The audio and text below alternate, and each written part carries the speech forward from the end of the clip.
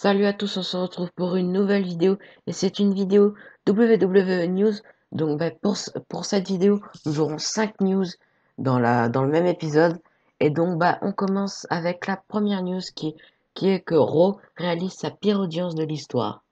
Cette semaine est historique pour la WWE, mais pas dans le bon sens. Depuis que les shows se déroulent au Performance Center, en raison de la pandémie, les audiences des shows majeurs de la fédération diminuent petit à petit, passant sous la barre des 2 millions de téléspectateurs. Cette semaine, pour son dernier épisode de Raw avant Extreme Rules, la WWE a enregistré la pire audience de l'histoire pour le show rouge. Ainsi, Raw a réalisé ce lundi 13 juillet une audience moyenne d'1 561 000 téléspectateurs.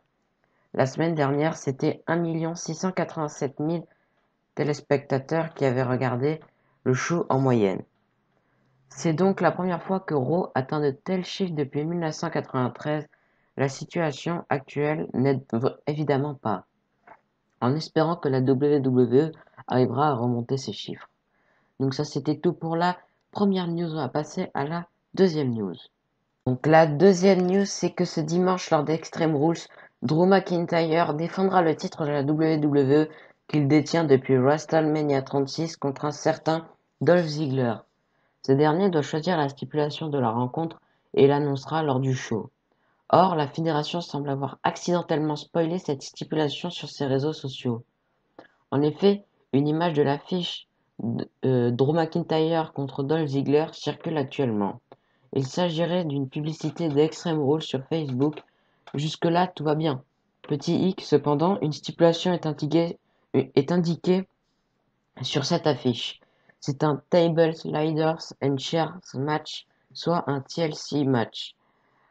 Étonnant, puisque les deux catcheurs nous avaient averti que ce serait une stipulation jamais vue, unique, inutile de vous dire qu'un TLC match n'a rien de nouveau. Prenons en compte en revanche qu'il est impossible de vérifier la fiabilité de cette image. On va donc devoir attendre Extreme Rules pour savoir la stipulation choisie par Dolph Ziggler. Donc ça c'était tout pour la deuxième news, on va passer à la troisième news. Donc la troisième news, c'est que SummerSlam, on a des infos sur SummerSlam qui sont que les plans originaux sont annulés. Après Extreme Rules ce dimanche, la WWE aura les yeux rivés sur SummerSlam prévu pour le 23 août. Ce pay-per-view aurait pu être le WrestleMania de cette année, mais finalement le show ne devrait pas accueillir de fans et des stars seront absentes, ce qui a obligé la WWE à revoir ses plans originaux pour le show. En effet, on apprend via WrestleVotes que la carte prévue pour SummerSlam il y a quelques mois a été annulée. La WWE doit donc repartir de zéro pour les plans du PPV. La blessure d'Edge subie lors de sa rencontre contre Randy Orton à Backlash est l'une des plus grosses raisons des changements, tout comme l'absence des fans qui entraîne celle de Brock Lesnar. C'est donc ici deux matchs importants qui sautent. Sans oublier que Roman Reigns et Ronda Rousey ne seraient eux non plus pas prévus pour SummerSlam. On verra durant les prochaines semaines la carte finale que la WWE nous proposera. Donc ça c'était tout pour la troisième news, on va passer à la quatrième news. Et donc la quatrième news, c'est que Kairi Sane est prête pour Asuka. Asuka s'est retrouvée une nouvelle adversaire pour l'après Extreme Rules, tandis qu'elle défendra le titre féminin de Raw contre Sasha Banks ce dimanche. L'impératrice de demain voit plus loin et a accepté un challenge de son actuel partenaire. Ça s'est passé durant Raw Talk, diffusé après Raw sur le WWE Network. Samoa Joe a demandé à Kairi Sane ce qu'elle pensait d'une possible rencontre face à Asuka après Extreme Rules. Avec émotion, elle a répondu que si la championne voulait l'affronter, elle serait prête pour Asuka. Ce à quoi Asuka a déclaré qu'elle le voulait avant de lui faire un câlin. Kairi Sane a ensuite dit que c'était son rêve. Un Asuka contre Kairi Sane serait-il en train de se construire pour SummerSlam? Voilà qui serait une rivalité à la hauteur avant un possible départ de Sane. Cette dernière veut en effet retourner au Japon pour rejoindre son mari et finir sa carrière dans son pays natal. En revanche, la WWE aurait fait une offre pour qu'elle reste dans la fédération. La décision finale n'a toujours pas été communiquée. Bref, en attendant, Asuka défendra sa ceinture à Extreme Rules ce dimanche. Donc ça c'était tout pour la 4e news. On va passer à la dernière news de cet épisode de WWE News.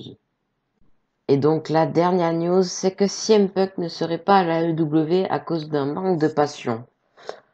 Avant sa signature pour le WWE Backstage sur Fox, il y a eu de nombreuses informations comme quoi CM Punk pourrait signer à la AEW.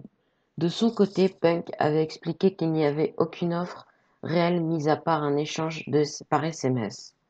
Cette semaine, Cody Rhodes était de passage chez TalkSport et a expliqué que l'AEW et Punk ont toujours une bonne relation et que l'argent n'était pas un problème, mais bien un manque de passion.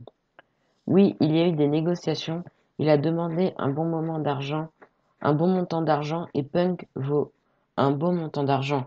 Je crois que nous avons une bonne relation, moi avec Phil, Tony aussi, et quand on arrive à CM Punk, ce n'est pas que l'argent, c'est de savoir si tu es intéressé à faire ça.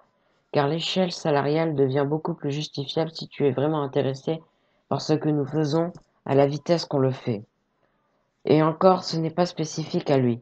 Juste en général, si la passion n'est pas là, l'argent n'est pas là. Il ne faut pas oublier que Fox a coupé le programme WWE Backstage de ses ondes suite aux coupures budgétaires liées à la Covid-19, alors que CM Punk était un participant de l'émission. CM Punk est maintenant libre et pourrait signer dans une nouvelle compagnie de catch ou une nouvelle émission à la télévision.